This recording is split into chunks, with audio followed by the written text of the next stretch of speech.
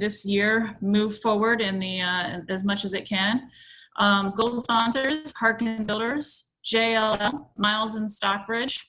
Silver sponsors, Absolute Services Industries, Cone Resnick, Copt, Crammon and Graham, Nova Engineering, Rosenberg, Martin and Greenberg, the Brick Companies, Rockefeller Group, and our bronze sponsors, All Safe Elevator Inspections, Cinero, Simply, Gradeline Construction Company, Howard Bank, Infinity Environmental, Katz Abosch, Bland Care, Merit Companies, Mona Electric Group, My Cleaning Service, Omega Fire and Life Safety, Penza Bailey Architects, Price Modern, Rupert Landscape, Tyson Krupp Elevator, Unlimited Restoration, VSC Fire and Security, and Whiteford, Taylor, and Preston. So today's webinar is marketing yourself and your business virtually, all about putting your best foot forward when you click on the camera. Most of us this morning, most of us when we get on here are, can you hear me? Can you see me? Can you see my screen? So we're gonna try, I know Neuberger is gonna try and help you eliminate some of the technology and the just kind of the goofiness that we do over the virtual platform. Today's panelist is Matthew Neuberger, President and CEO of Neuberger Company, and he's going to be assisted by Anna Snow. And they're going to go over how they want to address questions and all of the stuff. So this is being recorded, and this will be up on our YouTube channel for anybody to view afterwards. So welcome, and I will hand it over to Matt and Anna. Thank you so much, Kristen. We are so appreciative of your collaboration and just your help putting this on, as well as Laurie Maslak. Just want to give a special shout out. Thank you so much for your help putting this together. We're really honored to be here today. So real quick, just a couple of housekeeping items before we get started. So it'll be really important for you to rename yourself. So if you are able, please make sure that you click the ellipses, those three little dots that are kind of hovering over your picture, and you'll see an option to rename yourself. If you could, please enter your first name, your last name, your title, and your company name. That'll just help us, instead of calling on, somebody's iPhone or, maybe a weird phone number or something like that. We know your name, we know who you are, we know who you work for. That'll really help us as we interact throughout the session today. Make sure that your video is on. Your visual presence will make a huge difference and a huge impact on the quality of our meeting today. Make sure that you're interactive. Please feel free to use the chat box to communicate, ask questions. I'm going to be moderating that throughout the day so that, I make sure that we can pause or go back if need be. But with that said, make sure that you stay on mute at all times, unless you're in a breakout room. We're all working from home, so we want to eliminate any sort of outside distractions or, things like that. So make sure you stay on mute. When you do get the request to join a breakout room, make sure you accept it. Super easy. It'll navigate automatically for you, and it'll prompt you when it's time to go back to the general session as well. And of course, be ready to take notes and learn. We're really looking forward to having you here today, so thank you. With that, I'll hand it over to Matt. Excellent, Anna. Thank you so much. So very quickly, just a little bit on Neuberger Company. We are a growth partner with our clients. Essentially what that means is that we install systems and structures in their business that are related to anything from strategic plans to how they manage, to how they sell, how they go get clients and keep clients, not only the best clients, but the best employees. We then train their people on how to use these systems so they're effective. Some of you may even be working with us that are on this call. But at the end of the day, our mission is really to make sure that we really teach great people how to align with their businesses and accomplish great things to become goal attainment machines. And this is the team. You get a good look at the picture here. You can see Anna over there on the very right-hand side. And then you can see the rest of our wonderful team. We have about 15 people. We operate in the Mid-Atlantic region, and we also own Sandler training licenses. So enough about us. Let's talk about you. What I'd like to do is just start with a little bit of understanding, what would make you more effective. And as we think about what makes you effective, as it relates to marketing yourself or selling yourself online, the first thing I'd like you to do is just type in very quickly. I see some titles. How many of you have some involvement in something either called business development? You might call it sales. You might be a project executive, but part of that is getting the next project. Any of those things where you actually are part of the process of capturing new clients. How many of you are in that role? Just type in yes if you are, if you have some sort of sales capacity to your job, and no if you are not. All Wow, right, the Amy, yeses are flowing in. First of all, thank you for the texting. I like the interactiveness. This makes me happy. All right, Wow. good.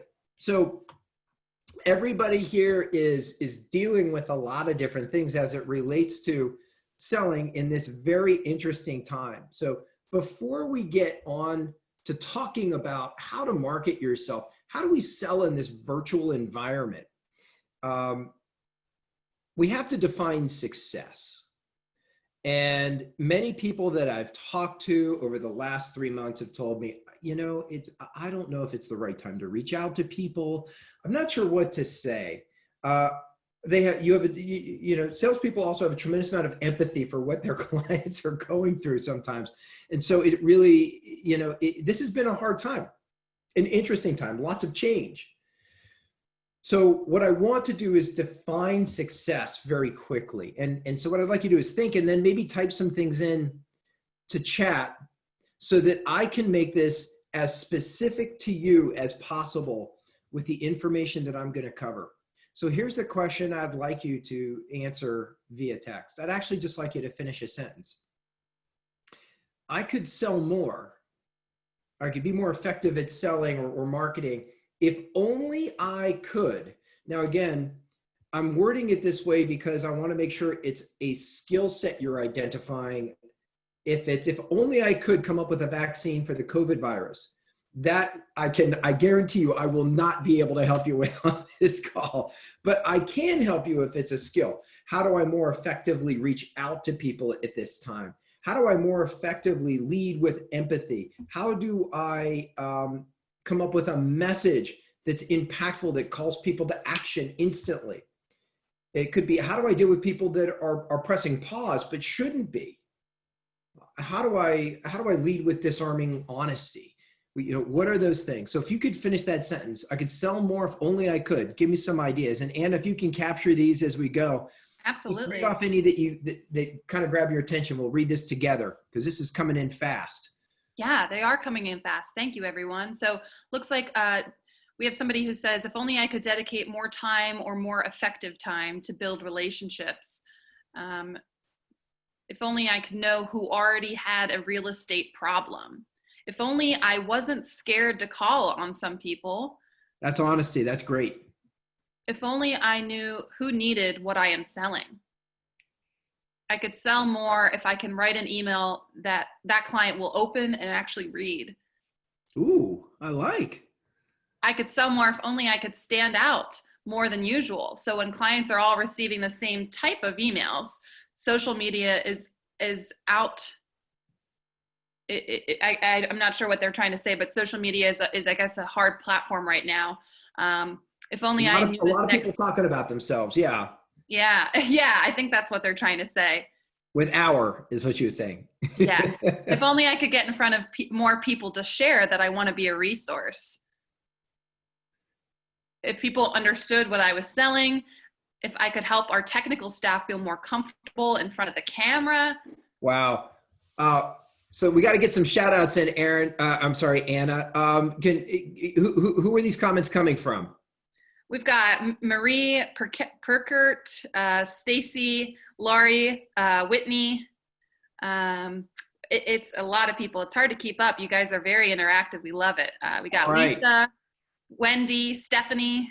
All right. Well, you guys have been super helpful. Anna, thank you for that. Keep the comments coming and we'll keep reading. Anna will make sure you're asking questions as we go, and Anna will capture those and interrupt me. And we'll make sure that we get to those. Now, think about this. At the conclusion of our discussion, I'm going to ask what actions you're going to take, but they're going to be towards the success you just defined.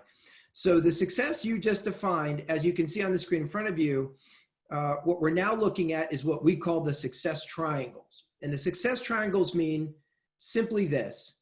I define my success, and then I answer 3 simple questions, which is, what is the attitude I'm going to need in order to do this, to get this success? What are the behaviors I'll need to engage in order to have this success? And lastly, what are the techniques I'm going to need so that I do this at a high level?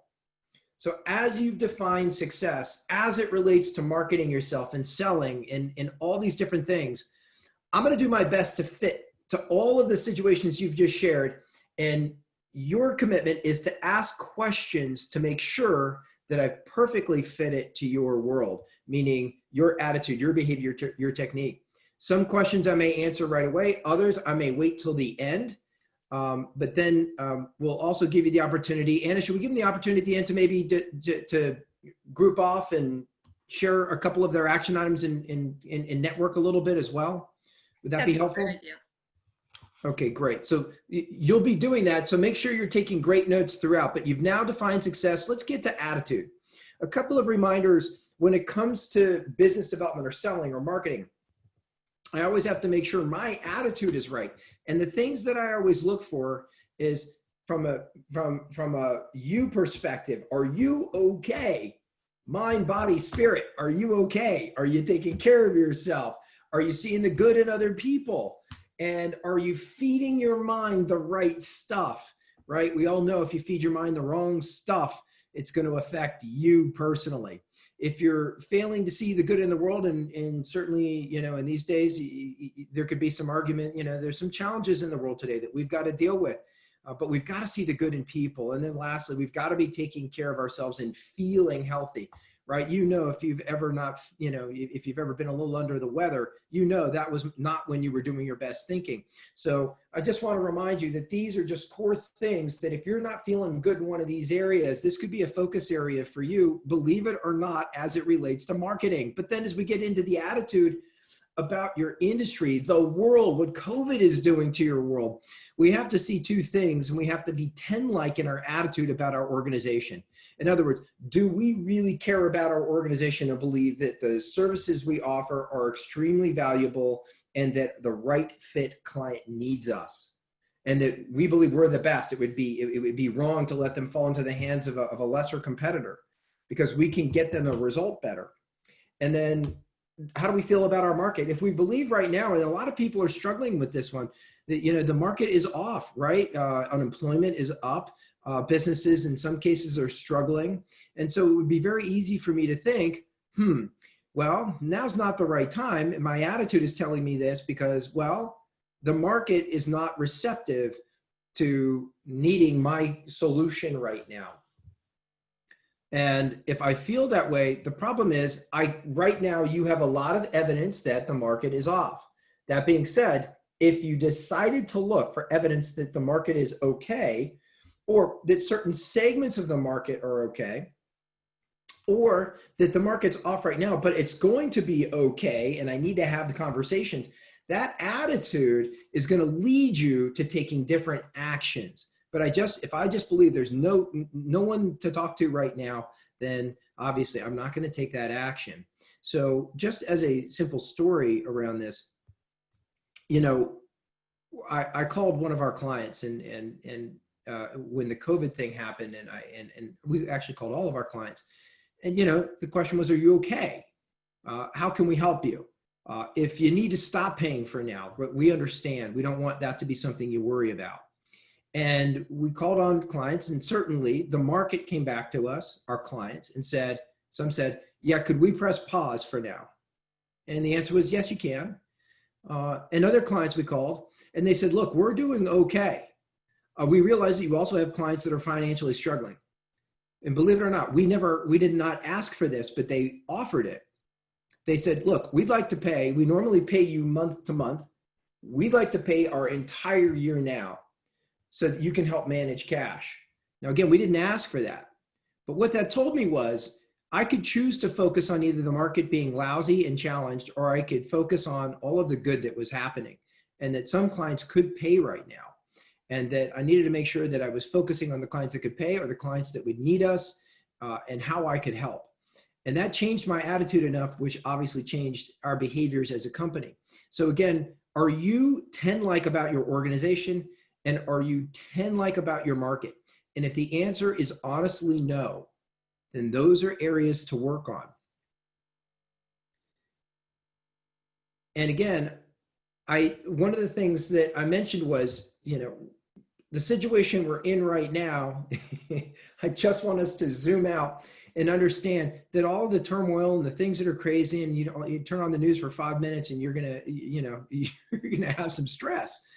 But I also want to remind you of these dates. And anyone want to type in what these dates represent in terms of what was going on in the world at these times? 1941, 79, 87, 2000, 2001, 2008, 2020. 2020, we know. What was happening at any of these dates? Just type something in. What happened? Well, we already have one answer. Thank you, Kathleen. Recession. And then, of course, Kristen says 9/11, World War II, 2008 mortgage crisis, recession, fear. So Amy says war. You guys are on it.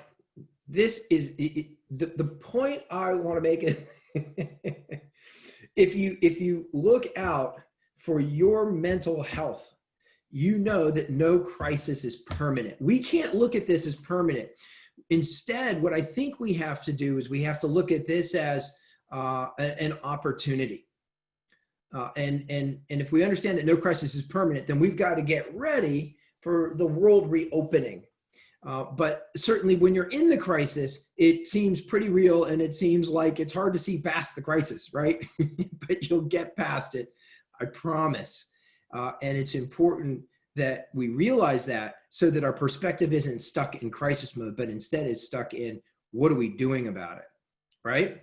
And so as we think about that, I want to now ask you a question related to attitude, which is how good is the average salesperson? On a scale of 10, 1 being the average salesperson shouldn't even be in sales. They're lousy. They can't talk to people. They don't know how to ask any questions. They don't even know their products. They kind of just wander around. That would be 1. 10 is the average salesperson is very good, very targeted, right attitude, right behavior, right techniques. How good is the average on a 1 to 10 scale? Type in a number. We got Kathleen says 5. Oh wow, it's moving fast. Michael says 5. A lot of 5s. Whitney says 7. Lorene says 6. Amy says 2. Right. Well, I think you guys are. I think you guys are right. The average salesperson, and at some point you may have been the average salesperson. When you started out and you didn't know what you were doing, you didn't know what you were doing. And you're making lots of mistakes. Everybody here has an awesome sales mistake story. I would bet. I bet we could fill the day. I've had some embarrassing sales calls, to say the least. I mean, just even starting to think about them is kind of hard. But I think you're right. I think the average salesperson is probably in the 5 or 6 range. So that being said, it's our responsibility to be 10Xers. Do you guys agree? It's when it comes to attitude, I want you to remember a 5 or 6 is thinking about the crisis and doing very little. And at any point, you can decide that that is not you. Any salesperson can do that. Now, you may already be a 10Xer, but what is a 10Xer? It's our responsibility to be 10Xers in this crisis. If you look around you right now, wherever you are sitting, how many things can you see that were sold by a salesperson? Or even the pieces and parts of what you're looking at had to be sold by a salesperson that was sold to another salesperson, which was sold to a company that sold to you, right? Everything is sold by a salesperson, and it's our responsibility to step up as 10Xers in sales right now and not cave in to the current status quo, but instead set the status quo. And in order to do that, I want you to define via chat, what are the characteristics of a 10Xer? Do that now. I want you to remember that your mindset is absolutely important. You, the market, your company. What does our mindset need to be right now? What is a 10Xer? What are we getting, Anna? Wow, so we got some really great responses. You guys are doing a great job interacting. So Michelle says, engage with the client and their wants and needs. Winona anticipates the needs of the client. We had quite a few people who said empathy and listens. Apologize, it's moving so fast. I want to get your names, but a lot of people are saying listen. Only sells real solutions, says Kathy. Thank you, Kathy. Lisa says personable, knowledgeable of clients' needs, and own product. Like it. Okay, so we've got some great stuff here. And what I would tell you is that all of these are right. I'm going to give you some things that as I've gone around, one of the things I have found in the organizations that we work with, there are people that, believe it or not, even in industries that are hard hit, that are actually selling. Now, again, if you're in a catering business, you're having a hard time right now. If you're in the hospitality business and your hotel is closed, you're having a hard time right now. But if you're able to sell, there are some salespeople that I am seeing that are less impacted than their peer group. And those 10Xers, and I've asked, what is your mindset? I didn't say you're a 10Xer. I just said, what's your mindset right now? And they certainly understand what's going on, but they're not as much buying into it. And so what I would say I'm hearing from a lot of average thinking, not average people, but average thinking, is I'm hearing, I don't want to be salesy. Now is not the right time. My clients don't need me right now. The problem with that is, if that is my belief, I will make it true. And this belief wheel explains how our minds work to make what we think true.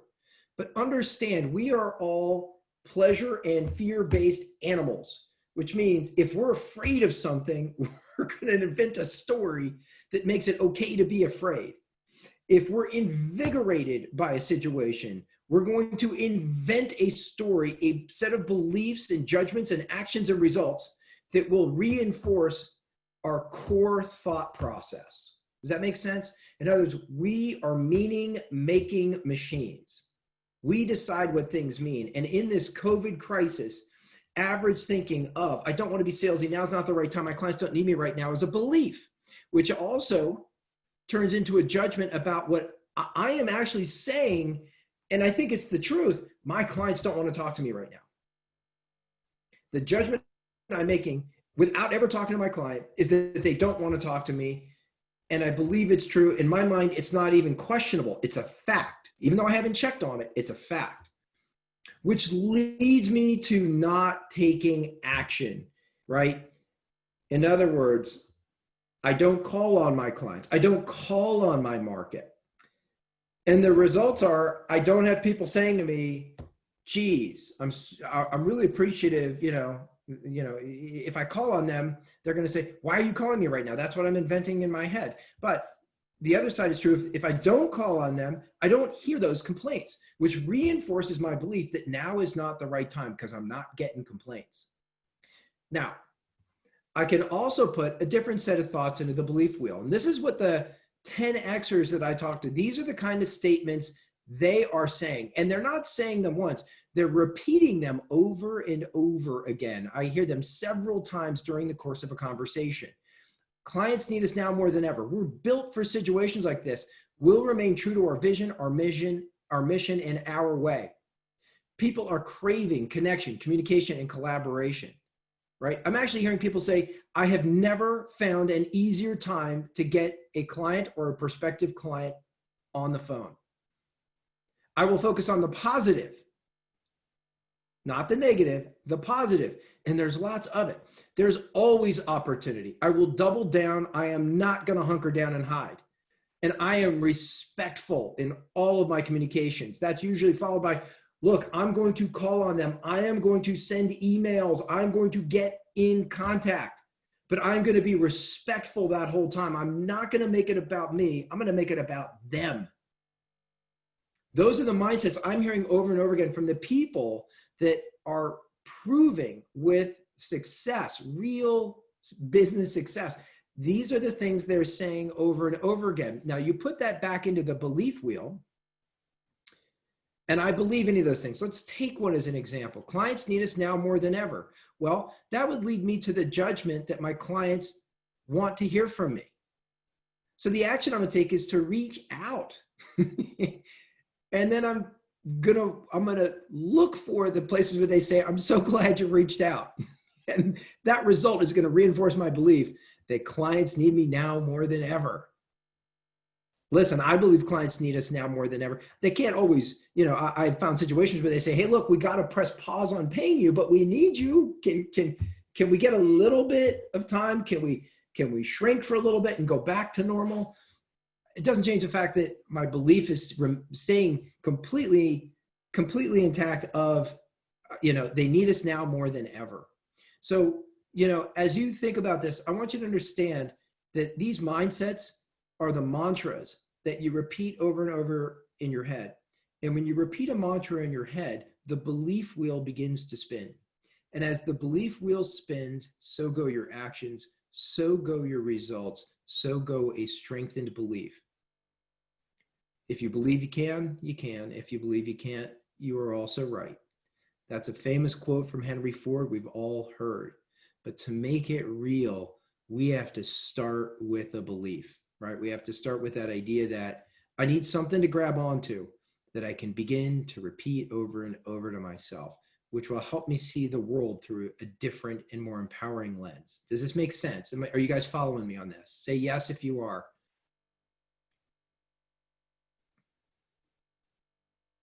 And I'm pausing for effect and for yeses. I know you're typing like, oh, okay, he wants me to type.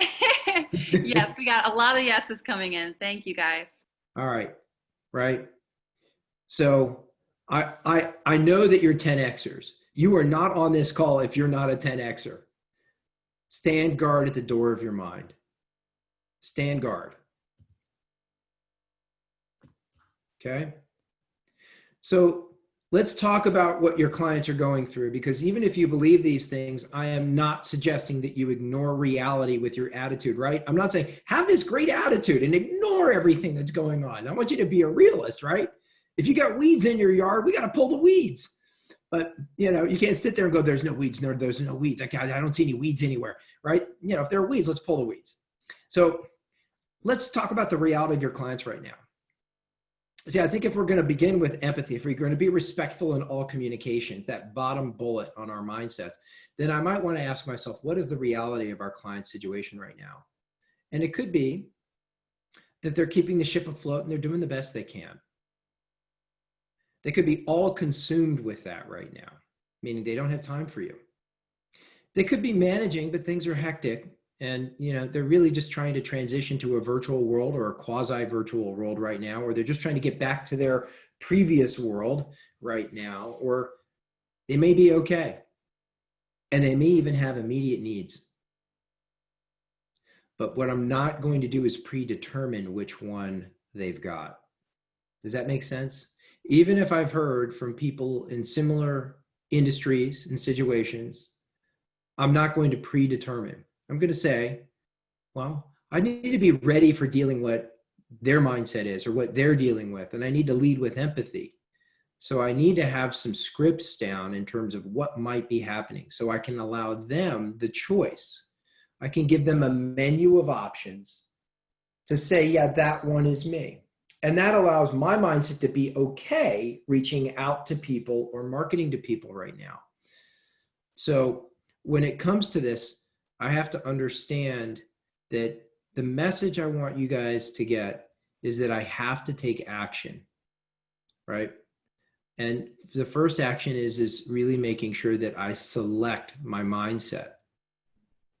Because if I don't consciously select my mindset, I'm going to let how I feel determine how I act. And I never want you, in the face of this crisis, to allow your feelings to overwhelm you. I don't want them to overwhelm you and to cause you to go into inaction or taking the wrong action. So as we move out of the attitude section here, I'm hoping in a minute you're going to type something into chat that is a 10x attitude that you can repeat over and over to yourself. But I want I want to kind of cap this off with never let how you feel determine how you act. Let how you act determine how you feel. And the first action I want you to take is I want you to type into the chat box, what is the mindset worth using for your new normal? What is another way of saying that is, what mindset will you use to manage and really thrive through this very, very challenging situation for some of you? So type in, what is that mindset? And again, I'll go back to the ones that I pulled from people that are doing really, really well. So we already have a couple, actually. Laura says, be encouraging to others. Miriam says, gratitude is an action. Rebecca says, be flexible. Ipenza says, how can I help? Kelly says, be helpful. Whitney says, keep going. Michelle says, we are resilient. Winona says, confidence that I have tools to help those trying to get back into the workplace. Candace says, my clients and prospects have needs, and it is my job to help them. Awesome. I like that. I really like that. Great feedback, great mindsets. Just ask yourself, will my mindset support the actions I need to take? Will they support it? Consciously choose that mindset. And I would even suggest to you that every day when you get up, you read that mindset to yourself and you remind yourself, clients need us now more than ever. I'm going to focus on the good, not the negative. And there's lots of it. I'm going to go find 5 good pieces of news today or 5 pieces of evidence that our clients need us right now, right? Whatever you decide to install in your mindset, your belief will make true.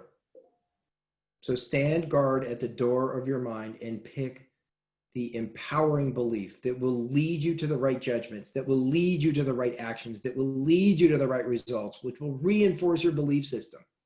You've all done this at some point in your life, right? You may have done it in any belief system where you're like, that Johnny is such a nice person. And then Johnny, a week later, does something nice and you're like, see, Johnny's nice. That's something Johnny does, because your belief is Johnny's nice. So you're looking for all the good things that Johnny does. Or you said that Johnny's a real jerk. And even though he does nice things, you're like, yeah, but he's still a jerk, right? Look at that other thing he did, that he's such a jerk, right? So either way, just make sure you are determining what software you're running, which is the beliefs, and make sure that you're reminding yourself of that. These are mantras, meaning they're repeated over and over again, so the belief wheel begins to spin for you. All right? So let's now talk a little bit about behavior. So what you did was you just took you actually did a behavior towards your mindset. And why behavior is so important is because if I were to ask you, are you more excited to exercise before you exercise or after you exercised? Are you more excited about the idea of exercising before you've done it or after you just finished?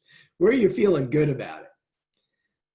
And for most people, the answer is after, right?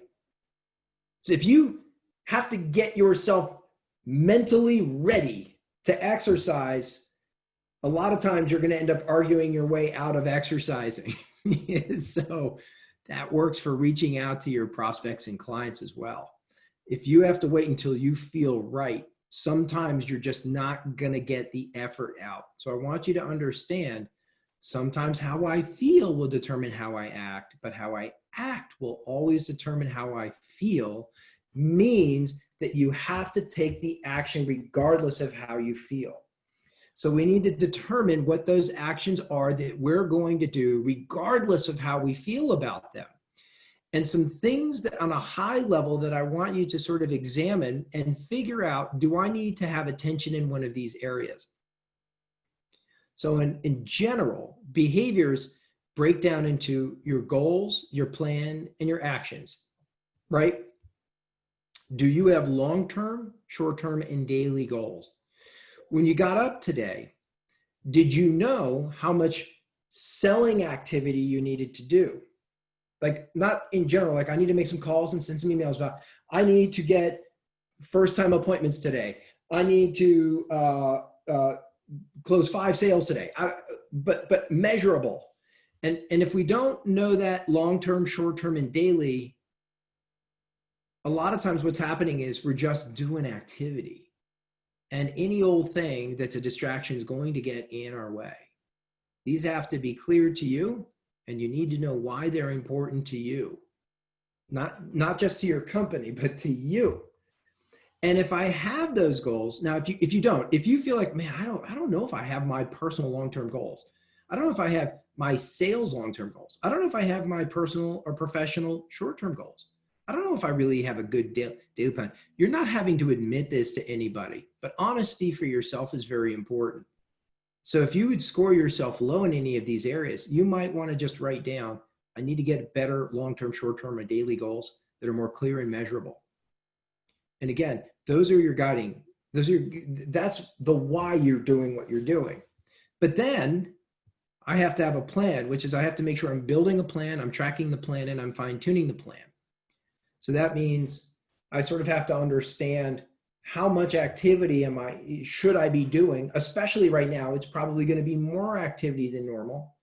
Am I properly tracking it so I can assess, do I need to increase activity or increase my skill set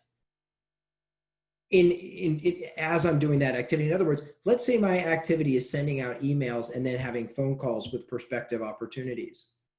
Well, let's say my emails I'm doing more email, but I'm not getting a good result. I may have to fine tune my email.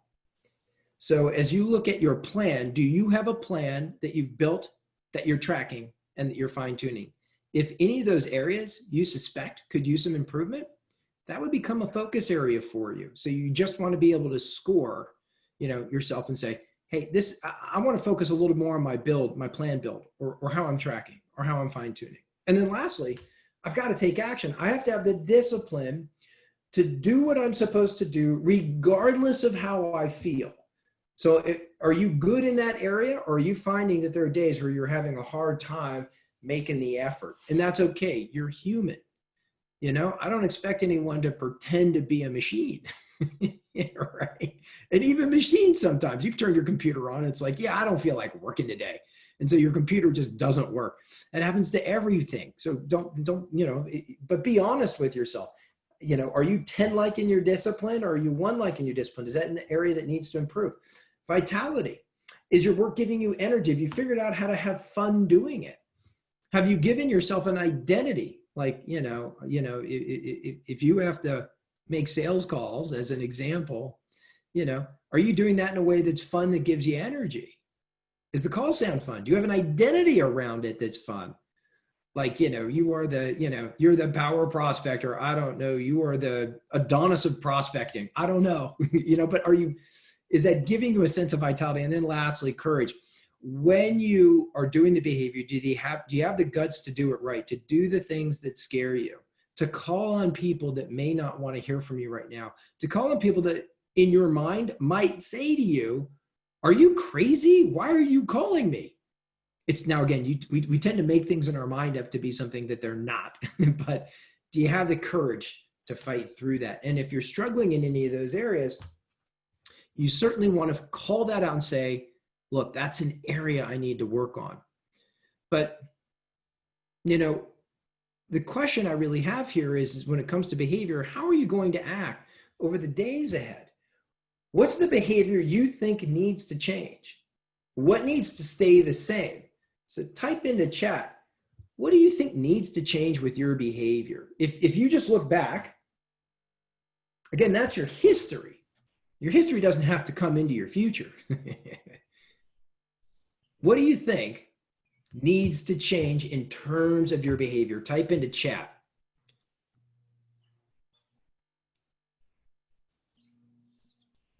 And I know this is one where you might be typing a little bit more. While we're waiting, I think it's worth sharing. Whitney says that her 3rd grader is sitting across from her on online school, and she feels that her 3rd grader is probably gaining more benefit from our session here today than from online school. So we love that. I love that. I love that. You don't know how many people tell us, I wish I would have had this information, 20 years ago. So keep it up. I think everything we're talking about is just how to be a better human. So I really think that's cool. Hopefully she's enjoying this.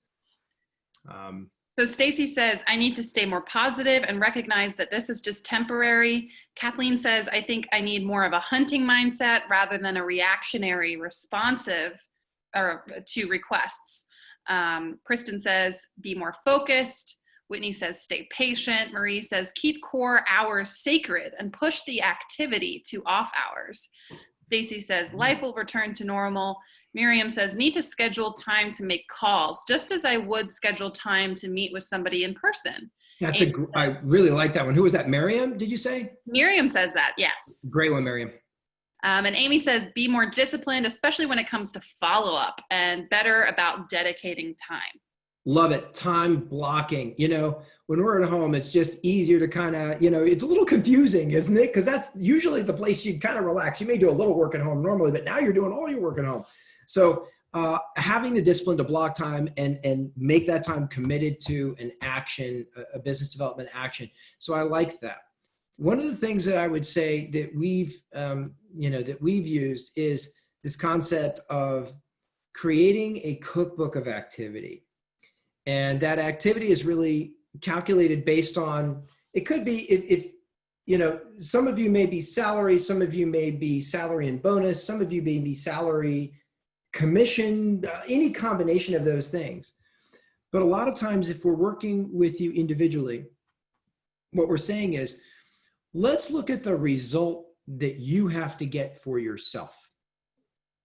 And that would be things as simple as like, what income do you want to make, especially if you have incentive compensation? And we essentially work through a cookbook that then says, okay, based on the results that you need to get that also support your company, what are the number of sales you need each month? How many presentations would you need to get that number of sales? How many initial meetings would you need to get the number of presentations you need?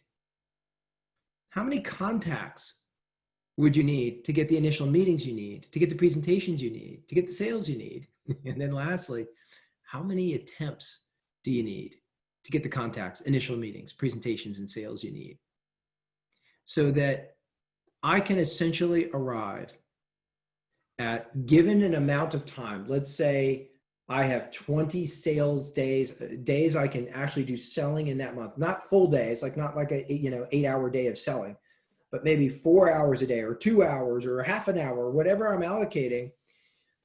And then what would my minimum daily behavior be so that it wasn't super stressful, but at the same time, I had that constant, never-ending cadence of activity that led to a result. Wouldn't matter if one day I didn't get any initial meetings. If I know I do that minimum daily behavior every day, I can relax because I know mathematically that's going to get me the number of contacts, initial meetings, presentations, and sales I need to meet the company targets and my targets. And what I'm finding right now is that a lot of people don't know those numbers. And when we begin to talk about them, they can guess, but when we do the math, they're off. Think of it this way. Would you want to be off on your retirement savings? Would you be a little disappointed if you got to retirement and realized you miscalculated how much you needed to save and how much your interest rate needed to be in order to reach your retirement goals? Would you be disappointed if you found out that the retirement money that you grew, you needed to now pay taxes on? So you miscalculated. Well, that happens in sales a lot because we're going from figuring out who to call, what to say, how to reach out to them, where do we get that list, how do I follow up with them once we're interested? Now, how do I sell to starting the whole thing over again? These are distinct different jobs. So if I don't have my math right, I'm constantly distracted by the different jobs, feeling like I'm productive, but then kind of struggling with my consistent results. What I'd tell you right now is this tool has really been helpful And these are the questions you would need to ask. And I think if this was of interest, if enough people have an interest, we could probably email out this cookbook creator page, or let people get in touch with you to get it and work through a quick cookbook. But this to me is a very important tool to clarify your behaviors and help you understand mathematically why these numbers are important. So when you're blocking your time, and again, I think it was Whitney, and I can't remember if it was Whitney, who said, I need to block my time. Well, if you block your time, I want to make sure that you know what you're going to do with that time. And the minute you've done your MDBs, you can relax. Go hang out on the back porch. Call a friend. Get some time. The weather's nice right now. Go take a walk. Relax. Stop stressing, because you've done your MDBs and it's all going to work out. The problem is, what I see most people do is they don't know their MDBs. And as a result, they're stressed because nothing's in the pipeline and COVID's here. So it's like, what do I do? Think of the stress you can relieve. So think about this MDB and revise your cookbook. And remember that, right now there's some things that are on pause. In-person sales calls, travel, trade shows, lunch meetings, networking events, conferences. These are on pause right now. But what you can do is video conference calls, LinkedIn mails, cold calls, emails, teleconference, virtual strategic meetings, and account management, where you get introductions to their relationships. These are all fun, cool things to do. I'm going to ask you though, when it comes to video conference calls, well, I'm not going to necessarily, we can certainly talk in terms of video conference call training and things like that, but just make sure you have a good internet connection and you do your best to plug your computer into your router instead of just using wireless, because it actually increases the speeds and prevents any sort of bandwidth challenges. But again, we're going to have to use these new forms. By the way, most people don't know this, but one simple tactic you can use, and we'll get more into tactics in a second, is there's a LinkedIn tactic that's pretty clever a lot of people don't know about. So I want to talk about that tactic. But will you type into chat really quick, what is one behavior activity you can control? And now I called them MDBs, but you might call it sales calls, emails, reach outs on LinkedIn, referral conversations, virtual meetings, virtual client check-ins. What's one thing that you can control that you can do remotely? Type it into chat. So we already got one answer. Abby says the number of calls I make. The number of calls you make. Anna, give me a time check. We're on for 90 minutes today, so we're going to get these guys into a breakout session soon. How are we doing on time? So we are ending at 11, so we have about 40 minutes left here. Great. We are going to have some fun in these last 40 minutes. So get ready. But what do we get? We're getting, I'm seeing a couple of these come through. Phone calls, emails, better time management. I'll reach out. Dedicated time to marketing activities. Like it. Okay, good.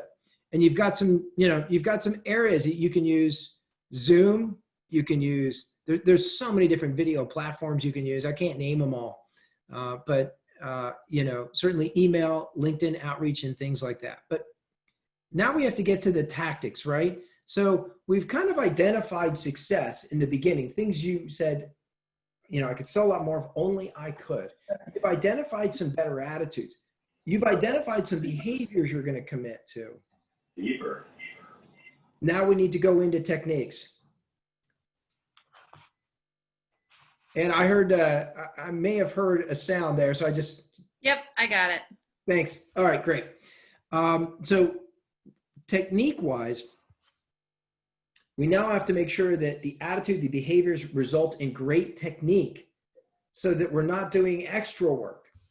And so when we look at technique and you look at these triangles, if there's anything you're not feeling 10-like, write it down in your notes. This would be an area to focus on. So let's talk about technique. First thing that we think is important is personal presence. Look, the call when I'm calling on a prospect is not about me. It is about them. They're the hero. I am the guide to help them. So My personal presence is important. But because I'm not personally wrapped up in it, I'm able to be confident and calm and relaxed because it's about them. You're not going to hurt my feelings if you reject me on a call or tell me it's the wrong time, because it's not about me. So the things I need to have in personal presence are good character. What to me that means is equal business stature. I need to have good energy. I need to communicate clearly and effectively. If people can't understand what I do, how I can help, they're going to reject the outreach. Think of it this way. The human brain is looking to avoid pain and seeking pleasure. To everything else that the brain can't understand, it rejects it. Look no further than your email inbox. You're deleting emails faster than you could possibly be reading them because that email was not clear. You didn't understand how it would either help you avoid pain or provide pleasure. Right? So it's so important that we don't ask our clients, our prospects, to use extra calories to try to figure out what it is we have to offer. We got to communicate clearly. Because if we communicate clearly on something they're interested in, they're in. So how's your personal presence? Tactics. See, I think because we know the value we can provide, we tend to talk about it. But what we have to understand is, to our client, they're not interested in our products. They're interested in solving their problems. They're interested in getting the things that they want. So I have to make sure that my tactics around questioning are good. See, I believe that if you're a great salesperson, you're a great questioner. You help people discover how you can uniquely solve a problem through questions, which means I have to be good at reversing, answering a question with a question. So when somebody says, well, what does that cost? I can say, well, normally, something like this would cost $50,000, but I'm not even sure this is a good fit for you yet. I'm just curious as to why you asked the cost up front. That's answering a question with a question without being evasive. Dummy curve. Somebody says, wow, I think we should do business. The dummy curve might be, if I don't know why they're saying that, to ask, dummy up. I think so too, but I'm curious as to why you said that just now. What were your reasons? Negative reversing, which is going slightly negative to the client's position, which just means, again, if they say, I'm not interested right now, I can say, I appreciate that. I think, are you telling me you're not interested ever? Which is slightly negative to their position. And they say, no, I'm not saying never. And I can say, okay, what would the right timing for this conversation be? And I'm back into the conversation using their timing. That's negative reversing. These are skills. These are questions. See, I really believe that by asking the right questions, we can uncover the truth. And by uncovering the truth, we can assist our clients, which is why we're here. And then when it comes to strategy, I have to understand that I have to qualify, close, and present. Now, if you had to put these three triangles on the right-hand side in order, in other words, I said, let's call fulfillment the same as presentation, or your presentation of how you can solve a problem. If I said you have present, qualify, and close, what order should those go in? Should it be fulfillment, qualify, close, qualify, fulfillment? Should it be qualify, close, and then fulfillment? Again, this may be a little bit confusing. You might be going, what is he talking about with all these different orders? Listen, I'm gonna tell you that I think, Kelly, you crushed it. Everybody, I want a virtual round of applause for Kelly. She got it. She nailed it. See, when we're working on an opportunity, We want to qualify it first. In other words, I want you to make sure you got your questions answered and you know that you're in front of a legit prospect. Just because someone's talking to you doesn't mean they're qualified to do business with you. You need to qualify, do they have the issues, the money, and can they make a decision? And then I need to set expectations that validate their issues, their budget, their decision. I need to set a contract that when I come back and present solutions to all the problems they told me they have, when they can make a decision to the budget that we qualified, that now it's time to go for the presentation for close, which is fulfillment. The fulfillment is where I fulfill the request of giving them the information they need in order to say yes or no. It's important that we understand what some people do is they qualify, they present, and then they try to close, which leads to stalls, objections, and your prospects hiding. So if you have prospects hiding right now, send them an email with an apology. Say, I realize I did it wrong. I did it in the wrong order. Come back. Actually, if you reach out to Anna afterwards, we have an email that you can send if you've got anyone hiding right now and you think it could be because, obviously the world's gotten a little crazy. We have a wonderful email with empathy that gets them back talking to you again. And I love the applause. Kelly, you are now the rock star of this talk. So thank you. So any areas here you're weak? Any areas where you may focus? What technique might you jump in on? Anything here? Type into chat. So I'll have Anna monitor that. But just anything you might want to focus on to improve your business technique. Go ahead and jump on that. Again, anything you want to improve your techniques on that will help you solve that how you define success earlier, where I could sell a lot more if only I could. So let's talk about talking to your prospects. So one of the things that I think is important is that the message is correct. Remember I said earlier that we don't want our clients, I think we don't want our clients having to burn too many mental calories trying to figure out what we do because they will give up. Have you ever been at a networking event and you ran into somebody and you said, what do you do? And they said, well, this is my family's business. We've been in business 500 years, and I'm second generation, and we're looking to grow. Things are going great right now, and the next thing you knew, you were glazing over. Has anyone had that experience? You're at a networking event. What is that garbage, right? But you've heard it, and what I believe is the reason you're glazing over is because you're having to burn a lot of calories to figure out what this person is saying. And will it either lead to some sort of pleasure or will it help you avoid some sort of pain? And you're not getting either of those.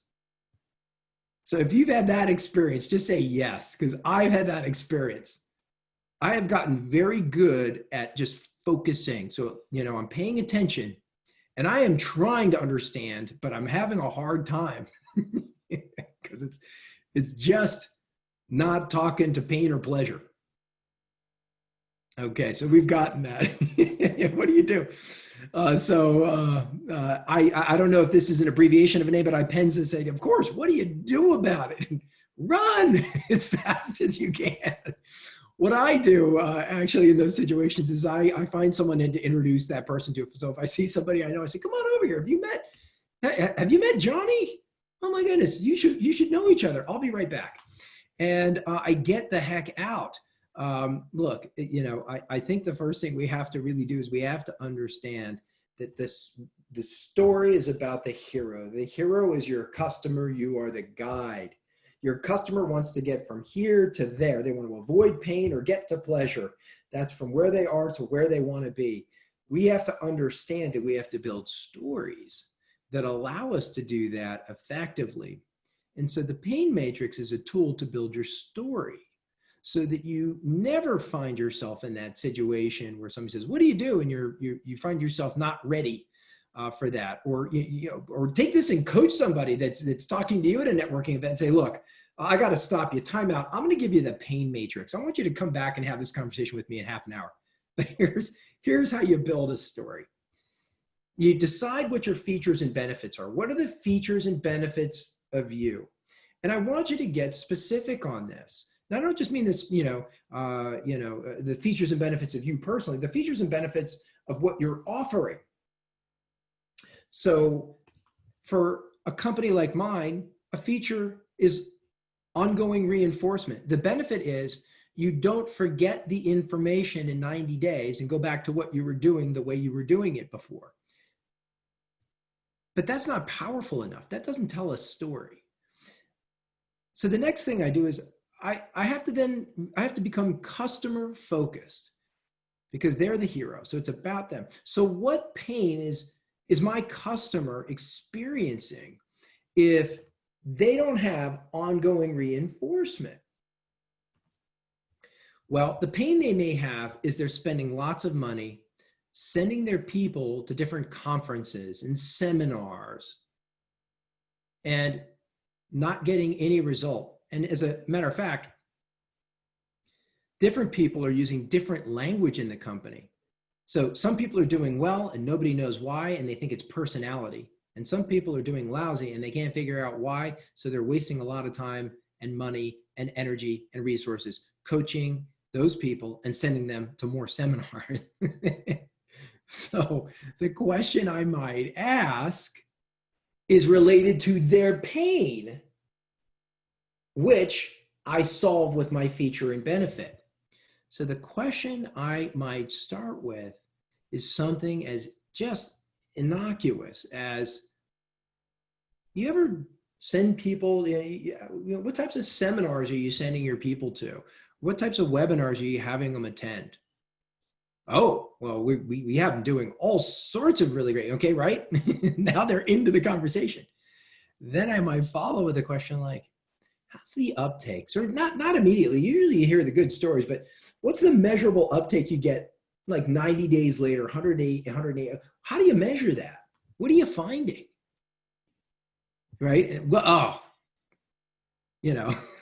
don't know. Right? Well, what was it? What's the budget for it? So I can now get into questions in a conversation, but it starts with a very innocuous question, which they have a pain around, which they can easily start talking about. So that I spend 30% of my time talking and 70% of my time listening, because again, when they're talking, they're buying. When I'm talking, they don't care. They don't care that Neuberger Company has been in business for 16 years. They don't care that we have the best trainers in the world, in my opinion. They don't care that we have 2 Sandler franchise licenses and operate out of Washington, D.C., Columbia, Rockville, Pikesville, Baltimore. They don't care about all. They don't care that we get the top awards that Sandler offers. They don't care that we have Anna, which is a big deal. So you guys get this, right? So I gave an example on this other side, and this pain matrix is what I'd like you to work on. And simply, you can just draw it out on a piece of paper. What are my features and benefits? What are the pains my client experiences if they don't have my features and benefits? And what's the question I ask to uncover the issue? We do strategic planning. I can ask a question of simply to a business owner, again, with strategic planning. I wouldn't say, we're a strategic planning company. Do you need strategic planning right now?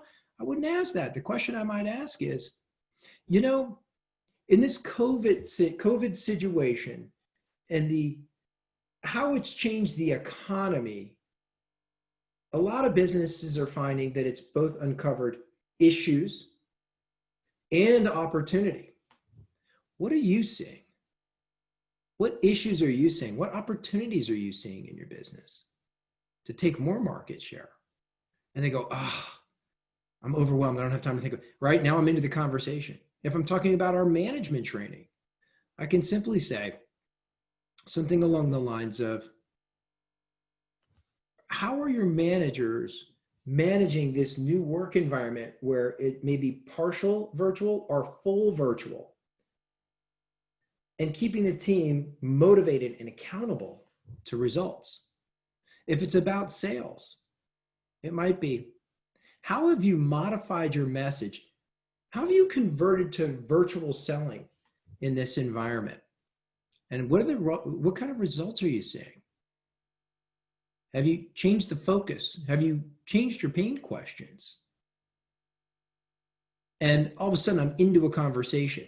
So in your world, you need to answer these questions. And so I would recommend, as technique number one, get your stories down so that your customer is instantly, or your prospect is instantly hooked. You can then use those stories in your emails, in your LinkedIn requests, in your LinkedIn messages, in your phone calls, in a snail mail, anything you can imagine. But it's important that these stories are relevant and on point to what is going on right now. So you don't set and forget these. You may modify these every 90 days slightly based on including what's going on relevant in your environment. Now, technique number two, if I'm finding that people are saying, you know what, we don't have a good message right now. Our managers are struggling. I haven't modified the strategic plan to take advantage of the opportunities or to deal with the issues. I don't say, well, you know what? We have ongoing reinforcement training that'll solve that. I then have to go to something called the painometer, because now I have to sell. And again, I'm in qualification mode. Selling does not mean telling. It means qualifying further whether this is a problem that's worth solving, right? You've met people that complain about everything. They're not willing to do anything to solve it. I'm trying to figure out, is the conversation I'm in now something this person wants to solve? So I use the painometer. In Europe, we call this the panometer. So if you want to be fancy, call it the panometer. People will think you're very, very smart, or at least maybe you're of European descent. So the painometer is to take an indication of pain where somebody says, yeah, no, that's been an issue for us, or we're frustrated. And that's what I'll call first level pain. That is where they have identified a technical problem. But again, we must help our prospects discover how we can uniquely solve a problem, and we do that with questions. So then what I have to do is move them through the intellectual thinking of the pain indicators, because people don't buy intellectual solutions. They buy solutions to avoiding or overcoming pain. So second level questions is asking how it's impacting the business or their group. So I might say, well, how is that, we haven't changed our strategic plan. We haven't figured out how to take advantage of the issues or opportunities. Our managers are struggling with how to manage in this new work environment. Our sales messages haven't changed, and we're noticing that there's a big drop off in sales. And some of it we think is just the environment. I have to ask questions like, well, how has that impacted the business? How is it, how is that impacting things in general? Are you able to keep your employees? I might even ask relevant right now, is PPP covering the gap, the payment protection or payroll protection plan covering the gap for you right now, right? And then from there, I have to take it to emotional feeling, real pain, from pain indicators to real pain, which is third level pain, which is what's the impact on the individual? So that might be where I ask, well, how is that impacting you? Sometimes when I'm talking to business owners, they might tell me they're working harder than they've ever worked before. And on top of that, they're worried about their people, they're worried about their customers, and right now they're just trying to keep a ship afloat. How's it impacting you? And as they tell me their pain, they're going to start to tell me how they feel about it. And when they tell me how they feel about it, if those feelings are strong, now we're in the buying zone, which means I've now qualified that they have pain that I can solve. So are you following me on this? So first is, how do I get into that very interesting low calorie conversation, low calorie burn for my client? They're not trying to figure out what it is I sell, because they're talking about their problems. And I got them started with the pain matrix. And then I got them to give me more information to take them from intellectual to emotional, where they'll buy. People buy emotionally and then justify intellectually. We know this, right? If you've ever made an impulse buy, you've done this, right? You made the purchase, you felt guilty, so you justified it. I bought a car that way. I actually went out shopping for groceries, came back with a car. I came up with a lot of good intellectual reasons that were all not really, they were confabulations at best, but I made an emotional purchase. I had to have it, just had to have it. So that's where we need to be able to get our clients, and this is the process. First, start with the indicators, technique 1, technique 2. Take those through this process before I go on to qualify budget or how they're going to make a decision. But let's go to technique 3 here for a second, and let's talk about, somebody said email. What kind of a car? Renee, you asked me privately, it was a Porsche Cayenne. So I would like to know, does that let me off the hook? Is that a fair emotional purchase? I don't have the car anymore. I had to get rid of it. It's like the maintenance on that thing. For me, in mine, I mean, I love the car, but that was an emotional purchase. I just want to make sure that's okay. I couldn't help myself. It looked so cool in the parking lot at the dealer. I went in and looked at it and I bought it. But no, it wasn't a Boxster. Love the Boxster. This is a Cayenne. It's that SUV. I just thought it was so cool. So has anyone done anything? What have you guys purchased? Share something with me. Was it clothes? Was it a house? Was it a vacation? Was it something on Amazon? What was it? What have you purchased? Help me feel less guilty. Let's talk about technique number 3, but type in some impulse purchase you've made. Oh yes, Marie. We got to talk about that trip. I've never been, but that place sounds totally cool to me, right? All right, email template. I always wonder when I'm listening to a speaker whether they're credible, and so they tell me these things and they sound good, but then I go back and try them and they don't work. And it might be just because I didn't quite understand it and I really needed training, and I just I haven't been trained to properly do it yet. But I want to give you some evidence to get your email down right, because that's something I think we need to do right now. And I want you to understand how I incorporate behavior, attitude, technique into an email that's a prospecting email. I want you to understand this is an email for a scenario where we're recapturing a relationship, meaning somebody that I know I've talked to in the past, and maybe we even did business, but we're not doing business now, and I'd like to recapture this opportunity. So this is an email that Anna crafted, Anna extraordinaire, on this call. And so she can tell you all about it, but she sent this email out on my behalf. And the email, as you can read, was, how you doing? I hope you and the family are staying safe and healthy. I was going to give you a call next week to see if there's any advice I could offer to help ease some of the stress these unusual times may be creating. I was going to try you by phone next Tuesday afternoon. Does that work for you, or would you prefer another day? If you'd rather we didn't catch up next week, please let me know that as well. I know things are a bit hectic right now, and with everyone right now, and I want to be sure that I'm catching you when the timing is right. Please let me know your thoughts. Now, I would not show you this email unless I had results. So let me show you some results. But I want you to pay attention to everything on the page: the date, the time, and the response.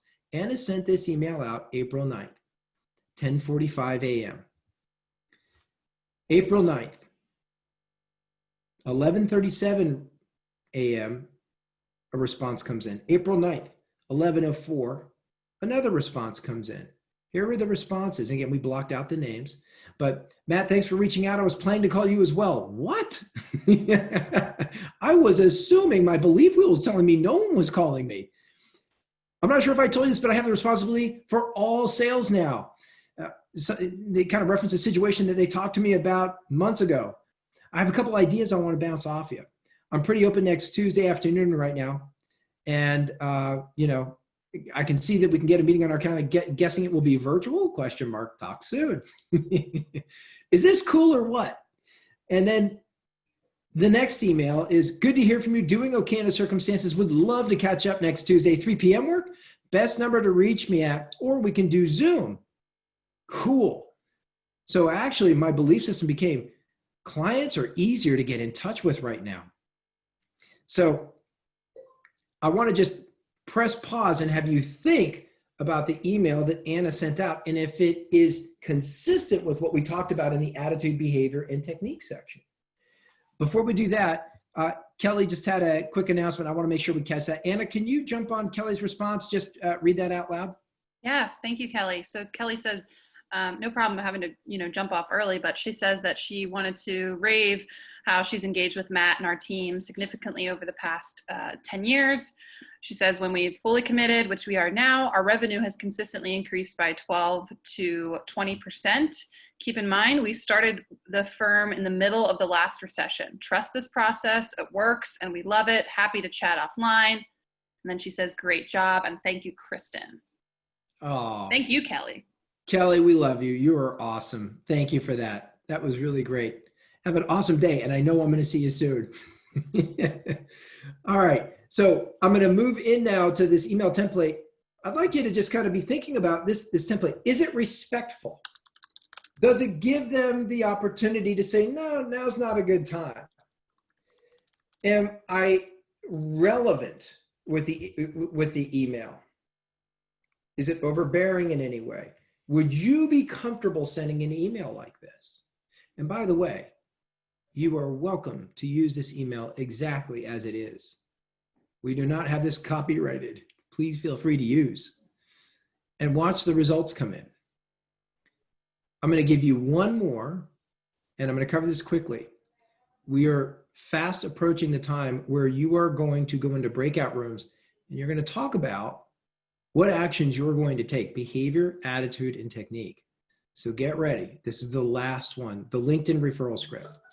This is for a situation where I have a connection and I know they're connected to somebody that I would like to be introduced to. Again, a great virtual strategy right now. So let's say that John is my target, or John is my relationship, and he's connected to somebody that I want to meet. I would send the following email in message. John, I hope you're doing well given the current situation, but I was hoping we could help one another out during these interesting times. I noticed you're connected to Sharon Jones over at ABC. How well do you know her? Would you be comfortable introducing me? I ask how well, because if he doesn't know Sharon well, I don't want the introduction, okay? I would advise you the same. Don't go for weak introductions. Let's assume John said, I know her well, I'd be happy to. My response then would be, thanks, John. I really appreciate the help. My experience is that an email introduction can work very well for everybody involved. I've attached a template for your review. Please feel free to edit and change it in any way you want, right? So that's his instructions. Here's the template. Now, we're going to assume my name is Mike here. So John, my contact, sends can copy and paste this message, which is, Sharon, this is Mike. I want to take the opportunity to introduce the two of you. Sharon is a good friend of mine, and Mike is a sales training specialist who is engaged with a number of my clients and who does top-notch work. Mike, I would ask that you reach out to Sharon to set up a time to speak. If either of you want me to be a part of the conversation or have any questions, please don't hesitate to reach out. All the best, John. Now, again, what I'm doing in this template is I'm asking that John send the template and direct me to reach out to Sharon. Not Sharon to reach out to me, because Sharon may struggle with that. I'm asking Sharon to expend more mental calories reaching out to me. I want to make it easy for Sharon. So then part of my message to John is, after that template, obviously feel free to make any changes to make it fit your style. Then send the message to Sharon and copy me. I will send the following message. And that's it. And then that message is, so John now knows how I'm going to respond with, hey, John, thanks so much for the introduction. Sharon, I'm really looking forward to speaking with you. I'll be in the office Wednesday afternoon around 1 p.m. and I'll plan to call you then. What's the best number to reach you? So now I've reduced John's anxiety because he knows what I'm going to say to Sharon. This works very, very well.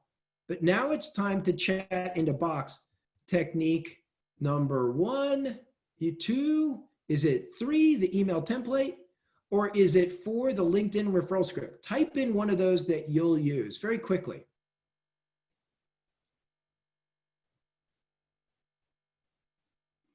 Don says 3, Miriam says 4, Kristen says the email template.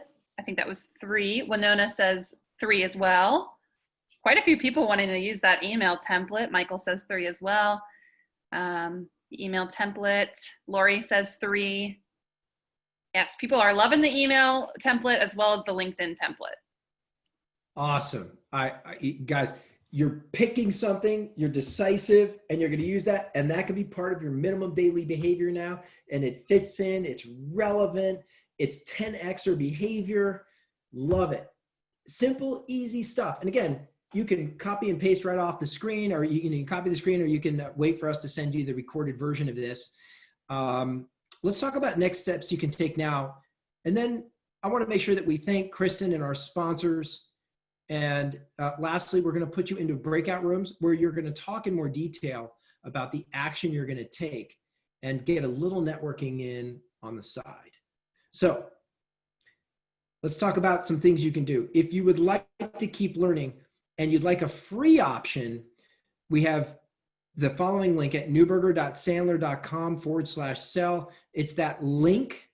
And if you go to that link, you can sign up for a free LMS, which has videos and downloadable documents. It's yours. It's free. Have fun. If you want to understand what kind of a leader you are in crisis, we have a free evaluation. It's free until July. So you can't wait. You got to kind of get on it. And we've provided the link, and we'll, again, after this webinar, provide the link to that as well. It's about 45 minutes to get through that, maybe an hour, but it is normally something that we sell at $500 per evaluation. So super valuable. It's just that our vendor's allowing us to give it away free for now. So have fun with that. If you'd like further help from us, you can schedule time with Anna. And certainly if I need to be involved, Anna can make that decision. And you can simply use her calendar tool to schedule a 15-minute consulting call where she might be able to help you in crafting your email, coming up with your messaging, or getting involved in one of our training programs. So those are the things you can do with us. Again, now that you're working with us, you're part of our family, and we're so proud and appreciative to have you here on this call and to be working with us. So thank you for that. Most importantly, Kristen, I'd like to thank you and for your leadership in working with us to make these tools available to everybody on the call and to your membership. Thank you very much for that. And I wonder, Kristen, are there any thoughts you'd like to share before we put people into breakout rooms and give them a little networking time? No, this was wonderful. Thank you everybody who signed up and participated. Based on the comments that I've been reading, it looks like a lot of people got some good information out of this. So with that, I really hope that people reach out to you guys directly and business to business development. So wonderful. Well, thanks again. Thank you to Crew. And I think Anna, Lori was a part of this as well. We should mention Lori as well. Yes. Yes. Thank you to both Kristen and Lori. You guys were huge helps putting this together. And then lastly, thank you to each of you for your participation, for your enthusiastic 10Xer participation. That's what makes it fun for all of us. And right now, I think people are craving communication, connection, and collaboration. And you certainly did that today. So thank you. Stay on and get ready for a little bit more small group conversation and networking and sharing of ideas based on this call. And stay safe and good selling. Thanks, everybody. Anna, would you now place everybody into their breakout rooms?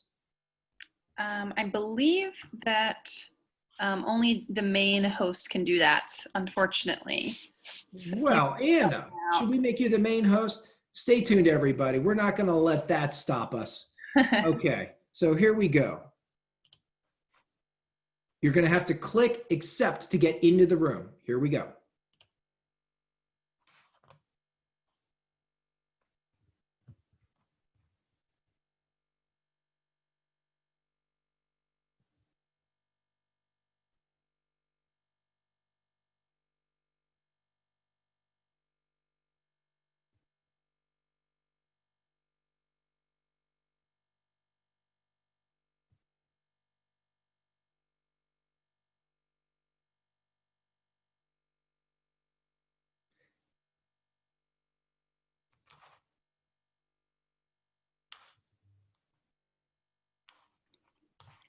Matt, I got into a breakout room, but I was the only person in there. So I don't know if other people are having that same problem.